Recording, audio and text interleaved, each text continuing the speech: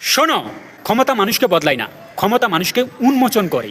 যতদিন মানুষের কাছে কিছু থাকে না ততদিন সে নম্র থাকে, সে শোনে, সে বোঝার চেষ্টা করে। কিন্তু যেই মুহূর্তে সে ক্ষমতা চেয়ারে বসে, তার ভিতর থেকে একটা আওয়াজ উঠে আসে, এখন আমিই সব। আগে সে বলতো আমি তোমাদের জন্য কাজ করব, আর এখন সে বলে তোমরা আমার থেকে শেখো। একবার ক্ষমতা পেলে মানুষ খুশি হয়, দুবার পেলে সে আত্মবিশ্বাসী হয়, কিন্তু বারবার সে একই চেয়ারে বসতে বসতে তার ভিতরে অহংকার চিৎকার করে ওঠে, আমার থেকে বড় কেউ নেই। তারপর সে আর সত্য শুনতে পায় না, সে আর ভুল মানতে চায় না। মানুষ চিৎকার করে বলে এটা ভুল, এটা ভুল, কিন্তু তার কানে পৌঁছায় শুধু প্রশংসা।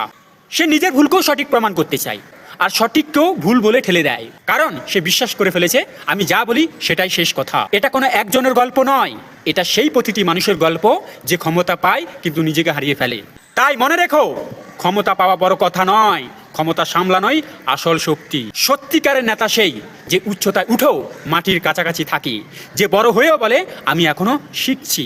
কারণ যখন মানুষ নিজেকে সবার উপরে ভাবতে শুরু করে, তখনই তার পতন শুরু হয়।